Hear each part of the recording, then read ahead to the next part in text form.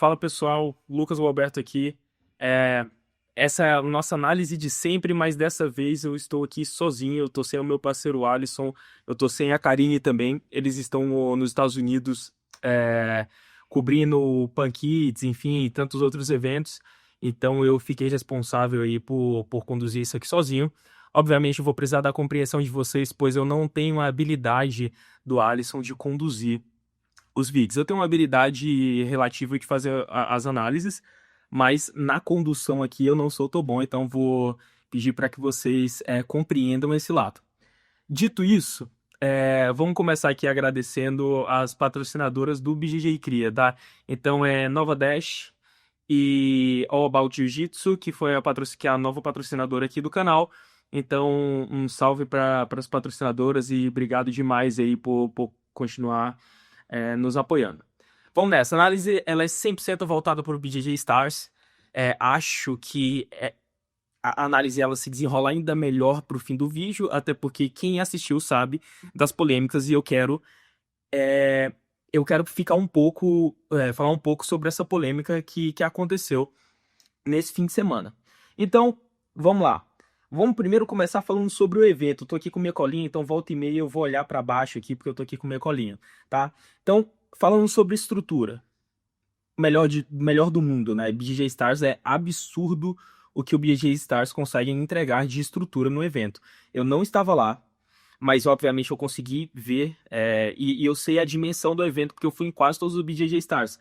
Quando eu não fui como atleta, eu fui como técnico. Foram as vezes que eu realmente, ou talvez eu nunca fui como espectador. E aquilo ali, cara, é um negócio absurdo e é por isso que acontece de 3 em 3, 4 em 4 meses, porque eles conseguem fazer uma estrutura muito, muito, muito boa e cada vez mais profissional. Então, parabéns ao Feipa, parabéns a Marcela, parabéns a todo mundo que faz parte da organização do BJJ Stars, porque o evento ele realmente é maravilhoso e disparado em termos de luta casada. Acredito que é o melhor evento do mundo, principalmente em termos de estrutura. Passamos essa parte, vamos pro próximo. A gente teve ali na primeira luta a Lívia como campeã e que era a grande favorita. É um marco histórico também, né? Já era um marco histórico quando nas edições do BJJ Stars colocaram os faixas coloridas para lutar. Que inclusive o primeiro foi, na época, meu aluno, o Gerson Tijolo. Acredito que foi isso.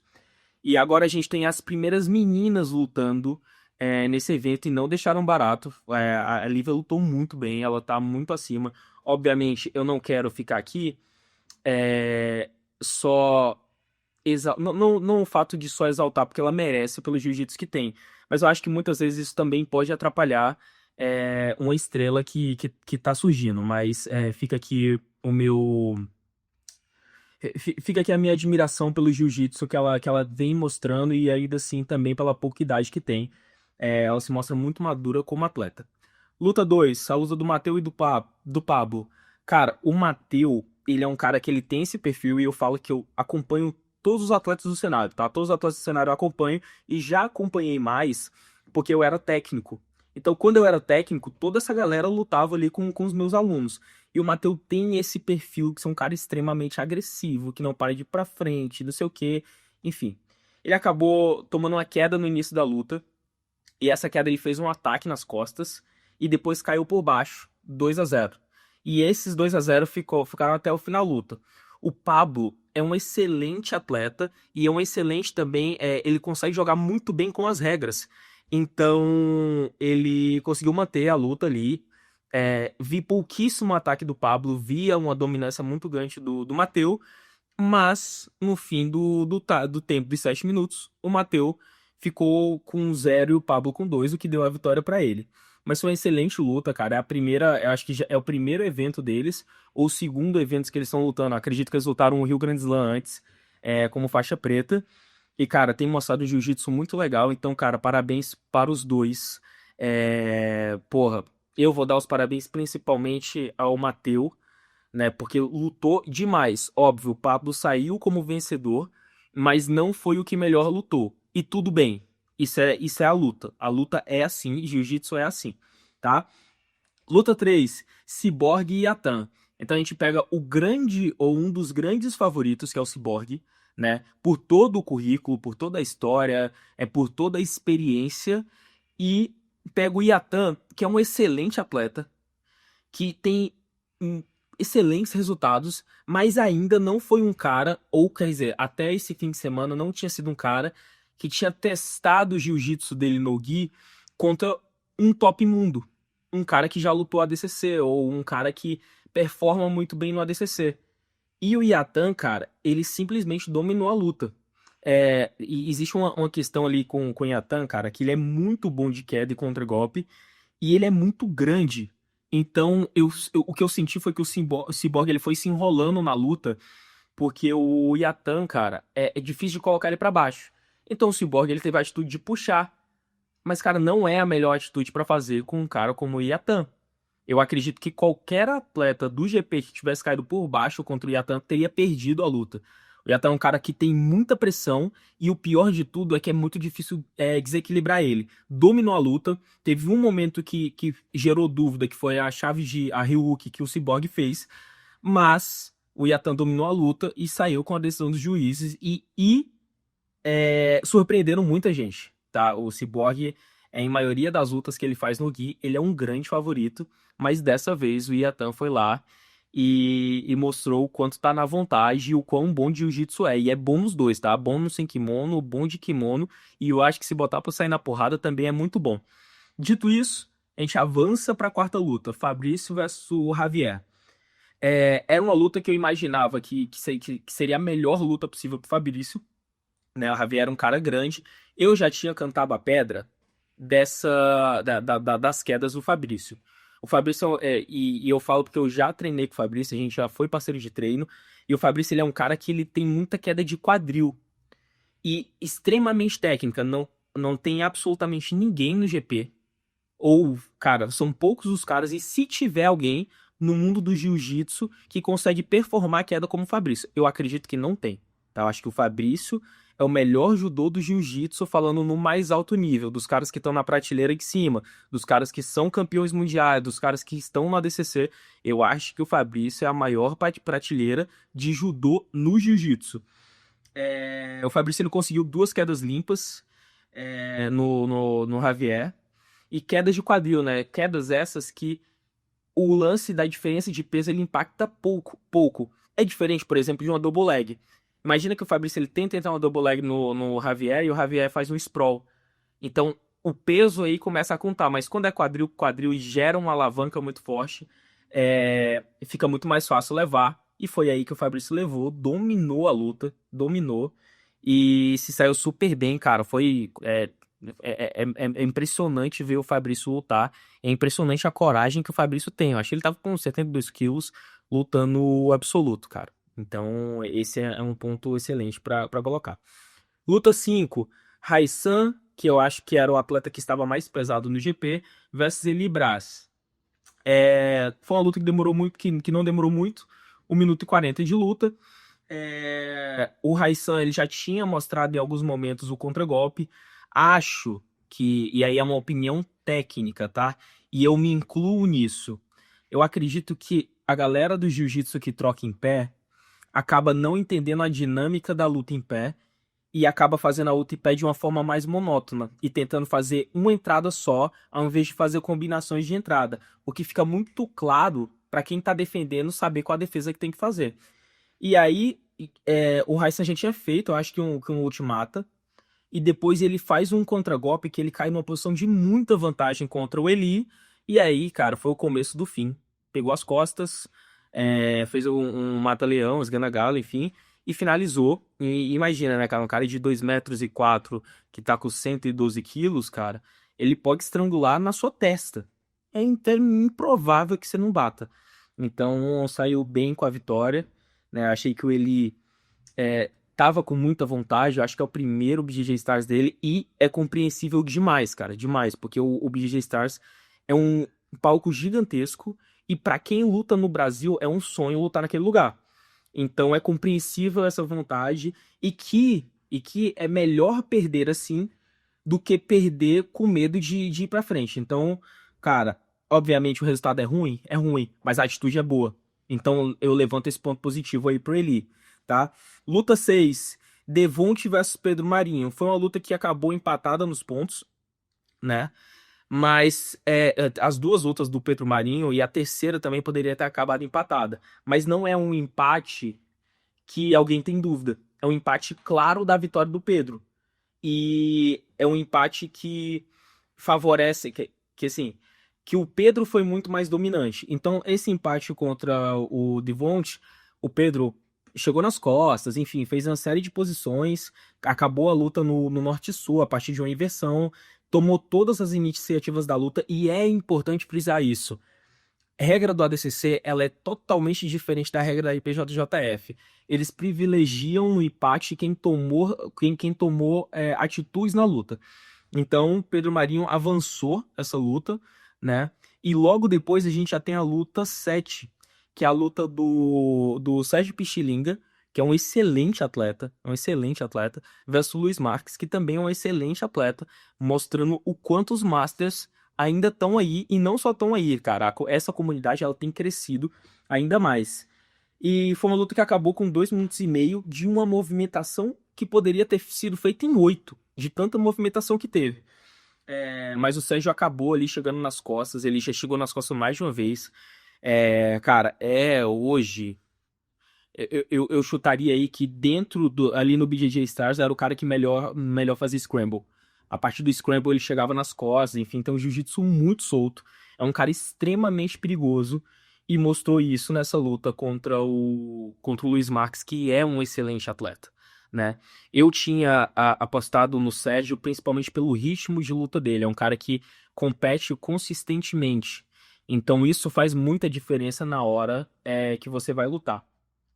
Depois, na luta 8 a gente teve a luta do Mei contra o Leléo. Domínio absoluto do Mei. Obviamente, quando você pega um atleta como o Meihan, você imagina que ele vai sempre finalizar as lutas dele. Mas o Leléo, cara, é um cara muito duro, mostrou isso em todos os eventos que vem participando.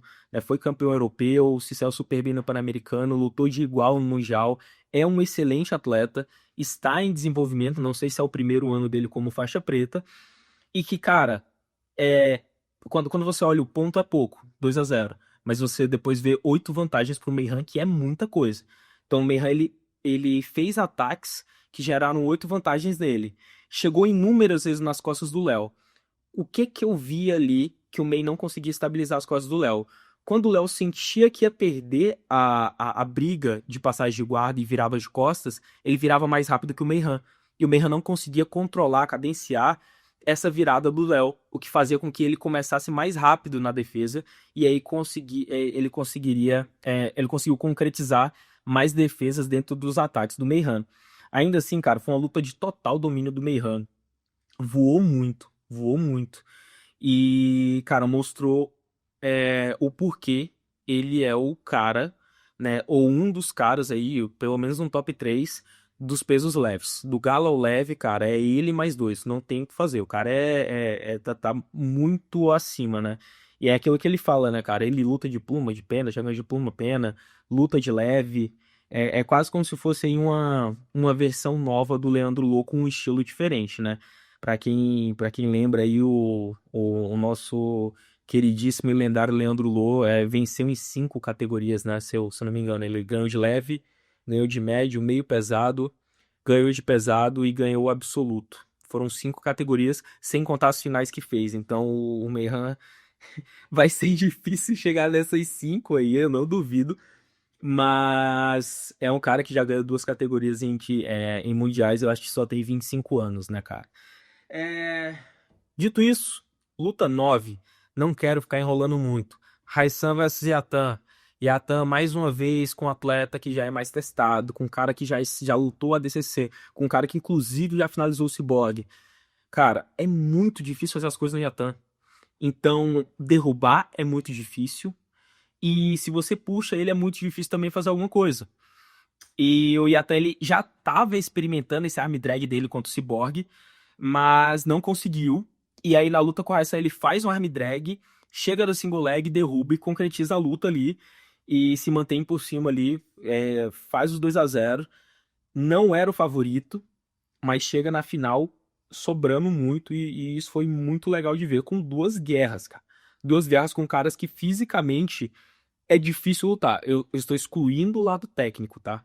Tirando o lado técnico, tirando isso que já é muito difícil lutar, se você só isolar o caso, tá assim, cara, fisicamente é muito difícil lutar com o Cyborg. Eu treinei com o Cyborg na semana do evento. Cara, foi ruim demais. Não é que foi mais ou menos ruim, foi ruim demais. O Raisan é um cara muito grande, então é difícil encontrar ele na luta. É um cara muito comprido, muito difícil encontrar ele na luta. E muito forte, ambos. Ambos com mais de 110 quilos. Então o Yatan chegou ali e classificou com muita autoridade para a final. Pedro Marinho versus Fabrício, mais um empate do Pedro, mas dominando a luta. O Fabrício não conseguiu encontrar o Pedro na luta, tentou ankle pick, tentou chegar em posições de quadril, não encontrou, e isso levou o Pedro para a final. Né? O Pedro que foi o grande campeão do evento com total mérito. Ninguém tem dúvida nenhuma de nenhuma luta do Pedro. Embora tenham sido empates, foram lutas que ele dominou muito, tá? É, Luta 11. E aqui já começa a polêmica, tá? Luta 11. Helena versus Thalita. A Thalita ela faz 2-0 no início da luta. E ela mantém esses 2-0 até o final. E muitas vezes atacando e muitas vezes segurando a luta. Quando chega no fim da luta, ela toma uma punição. E concordo com a análise do Dória que caberia outra punição, tá? É óbvio que existe a regra, mas eu acho que chegou o momento da gente começar, da gente pelo menos questionar um pouco mais a regra do jiu-jitsu, tá?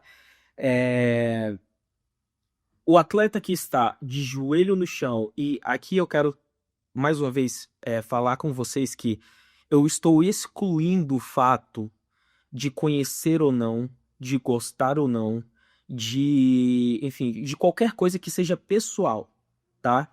E isso eu vou fazer para as próximas duas lutas. Eu estou excluindo totalmente o sentimento, eu estou usando a forma racional para pensar, tá? Inclusive, são palavras da própria Thalita que saiu no vídeo dela, que ela realmente segurou. E tudo bem, você não pode não gostar do jogador, você pode não gostar do jogo. Eu escolho não gostar da regra do jogo. A regra do jogo é ruim. Imagina, eu estou dentro da guarda fechada do meu oponente, eu posso tomar mais uma punição, mas se eu ficar de joelho, ficar em pé, ficar de joelho e ficar em pé, ficar de joelho e ficar em pé, o juiz ele não pode me punir. Tá, mas eu não tentei em nenhum momento abrir a guarda do meu adversário. Tá, mas eu tô em combate. Isso não faz sentido nenhum, né? É a mesma questão da luta da Thalita. Ela está numa posição que ela está emborcando, com os dois braços, né, por baixo da perna, e ela claramente olha o relógio, fica de joelho, volta, fica, volta, sem a intenção de progredir. E aí eu avanço para a próxima luta para falar exatamente sobre isso, porque a próxima luta ela é exatamente uma posição é uma posição muito parecida, só que com a Ana fazendo o contrário, a Ana usando pressão para frente, ou seja, se eu sou juiz ou simplesmente como um telespectador, eu consigo entender dentro da minha experiência de jiu-jitsu, né? E qualquer juiz já competiu, qualquer juiz tem entendimento da intenção do atleta, o que o atleta está querendo. Então, se eu estou aumentando a minha pressão sobre o meu adversário, quer dizer que, eu estou gerando desconforto, e dois, eu estou indo para frente, para onde eu tenho que ir, para onde a passagem de guarda acontece. É totalmente diferente se eu estou com os joelhos no chão. Ficou em dúvida o porquê que em uma luta o juiz fez uma coisa e na outra luta o juiz decidiu totalmente outra. Cara, faltava 15 segundos para acabar uma luta que foi dominada naquela parte pela Ana. E o juiz ainda assim levantou e deu a punição. Conversei com inúmeras pessoas, ninguém concordou com essa decisão. Mas a Ana poderia ter sido punida? Eu acho que sim. Eu acho que a Ana poderia ter sido punida lá atrás, na hora que a Júlia faz a guarda-aranha, e aí a luta vai pra fora. O que me parece é que existiu uma condução da Ana pra luta ir pra fora, dela tentar estourar a pegada e andar pra trás. Ali caberia punição. Ali caberia punição e não deveria ser questionada uma punição dali. Agora, a punição dela da emborcada não existiu. Não existiu mesmo. E não existe punição retroativa, tá? Não existe, tipo assim, ah, cara, mas naquela hora eu errei e agora eu quero acertar. Isso não existe, cara. Tá errado. E aí o que que você faz, cara? Você favorece você favorece algo que é errado. Porque excluam aqui, quando vocês estiverem vendo esse vídeo, quem que é a pessoa que está do outro lado, se você gosta ou não, enfim. Só analisem é, tecnicamente o que aconteceu. E aí, quando você analisa isso, fica tudo muito estranho da forma que aconteceu. Um dos argumentos, né? Um dos argumentos ali que foi comentado na transmissão são três juízes, né? Cara, foram três juízes que erraram. Quer dizer, o central ele não deu a punição, né? Mas os dois da ponta eles erraram. E aí eu levanto outro questionamento sobre isso. Como atleta, agora, eu como atleta, eu também como técnico, como já fui um dia. Cara, um juiz protege o outro. Isso foi uma coisa que o Lang ele bateu na tecla lá no europeu.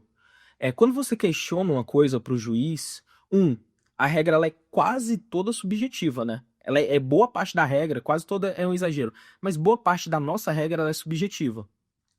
E aí, quando você questiona um juiz sobre isso, sobre alguma coisa que aconteceu na luta, e aí você leva para outro juiz, ele ao invés de ser super objetivo e falar assim, cara, ó, aqui teve erro, o que que acontece? Ó, talvez, veja bem, aqui pode ter acontecido erro e tal, mas ele pode ter interpretado por esse lado aqui, enfim.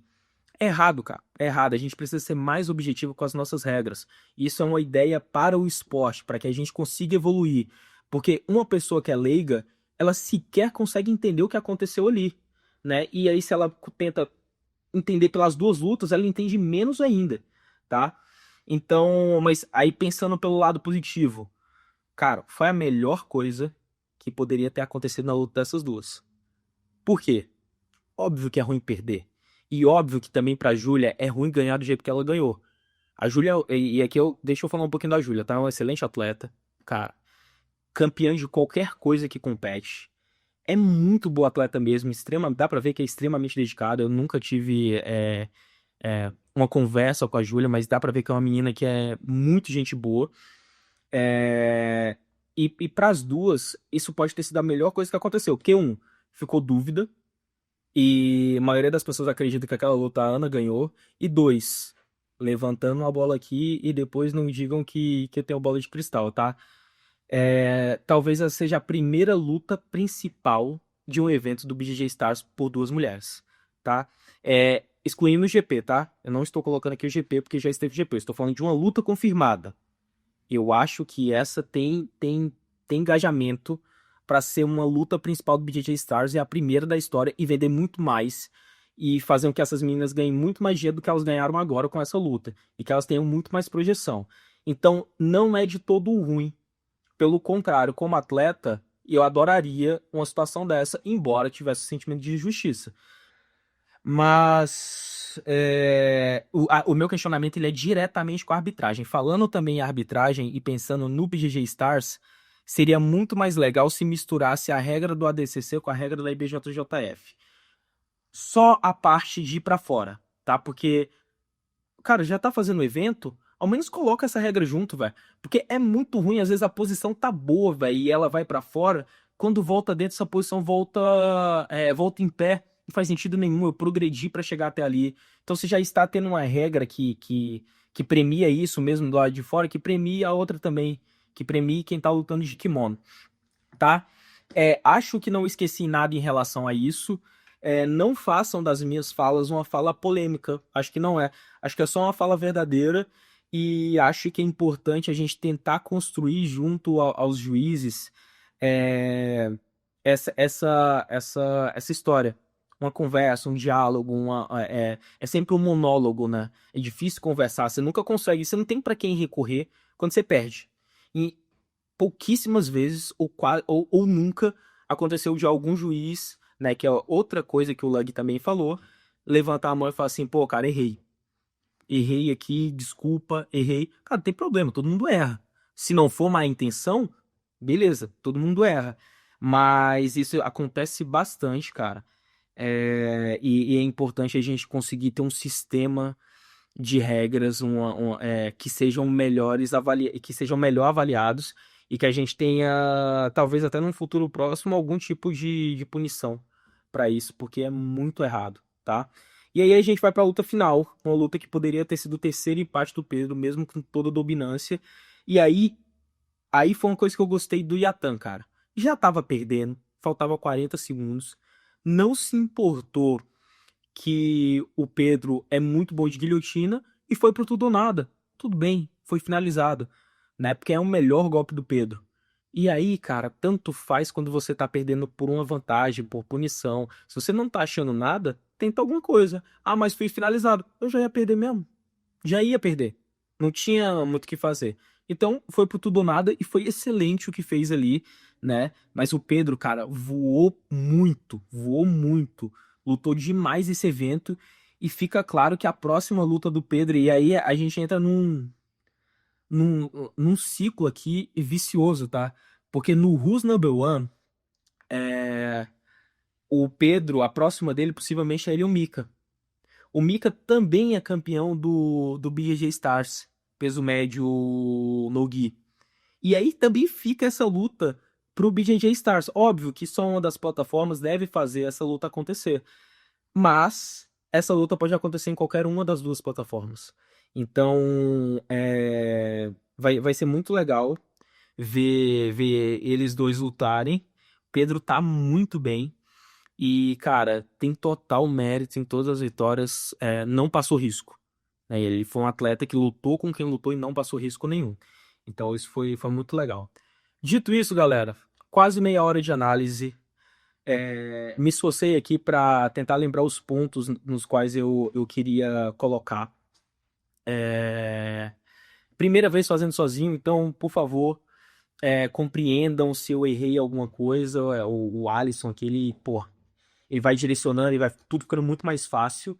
E é isso, cara. Gosta da análise, compartilha, comenta, enfim.